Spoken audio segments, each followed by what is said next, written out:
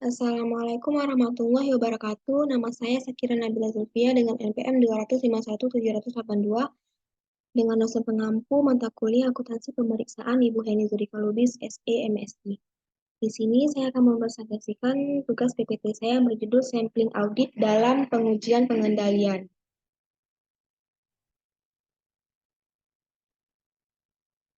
Selanjutnya ada konsep dasar audit sampling. Audit sampling adalah penerapan prosedur audit terhadap kurang dari 100% unsur dalam suatu saldo akun atau kelompok transaksi dengan tujuan untuk menilai beberapa karakteristik saldo akun atau kelompok transaksi tersebut.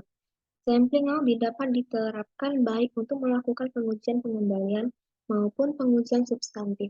Meskipun demikian, auditor biasanya tidak menerapkan sampling audit dalam prosedur pengujian yang berupa penanggung jawab pertanyaan atau tanya jawab observasi dan prosedur analitis.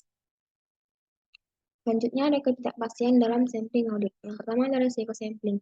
Kemungkinan bahwa sampel yang telah diambil tidak mewakili populasi, sehingga akibatnya atas dasar sampel tersebut auditor menarik kesimpulan yang salah atas saldo akun atau kelompok transaksi. Yang kedua ada risiko non-sampling. Risiko kekeliruan auditor dan timbul dari kemungkinan auditor mengambil sampel dari populasi yang salah. Untuk pengujian asersi, ketidakpastian yang berkaitan dengan risiko non-sampling ini dapat dikendalikan dengan pelatihan yang cukup, perencanaan yang memadai. Selanjutnya ada teknik sampling audit. Teknik sampling ada dua, yang pertama ada sampling audit dan yang terakhir ada sampling variabel. Jenis pengujian juga ada dua, yaitu pengujian pengendalian dan pengujian substantif. Tujuannya untuk menaksir deviasi dari pengendalian yang telah ditetapkan dalam suatu populasi dan untuk menaksir jumlah total rupiah suatu populasi atau jumlah kekeliruan dalam suatu populasi.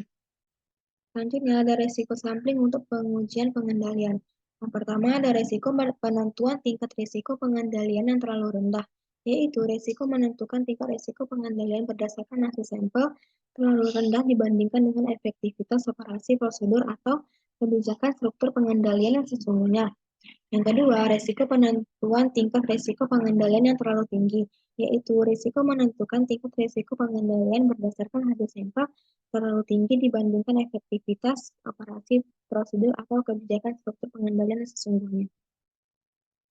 Selanjutnya ada perancangan sampel atribut untuk pengujian pengendalian. Tahapan rencana sampling audit. Yang pertama, menentukan tujuan audit. Yang kedua, merumuskan populasi dan unit sampling. Yang ketiga, menentukan atribut-atribut. Yang keempat, menentukan ukuran sampel. Yang kelima, ada menentukan metode pemilihan sampling. Yang keenam, ada melaksanakan rencana sampling. Yang ketujuh, ada mengevaluasi hasil sampling. Selanjutnya, ada menentukan ukuran sampling. Ada beberapa faktor dalam menentukan ukuran sampel. Yang pertama, ada ukuran populasi berpengaruh langsung terhadap ukuran sampel. Yang kedua, ada variasi dalam populasi berpengaruh langsung terhadap ukuran sampel. Yang ketiga adalah strategi yang dapat ditoleransi berpengaruh terbalik terhadap ukuran sampel. Yang keempat ada salah saja yang diharapkan berpengaruh langsung terhadap ukuran sampel. Yang kelima ada resiko kesalahan penerimaan berpengaruh terbalik terhadap ukuran sampel. Yang keenam ada resiko kesalahan penolakan berpengaruh terbalik terhadap ukuran sampel. Selanjutnya ada melaksanakan rencana sampel. Setelah rencana sampling dirancang, unsur-unsur sampel dipilih dan diperiksa untuk menentukan sifat dan frekuensi deviasi dari pengendalian yang ditetapkan. Yang kedua, deviasi dokumen yang hilang, tidak ada paraf, ada selisih antara detail dokumen dengan catatan dan harga tidak diotorisasi. Dan yang terakhir, jika sampel berupa kode dokumen, bisa memilih lebih banyak gunanya untuk mengganti dokumen yang dibacakan. Selanjutnya ada mengevaluasi hasil sampel. Yang pertama dari deviasi yang ditemukan harus ditabulasi, diringkas, dan dievaluasi.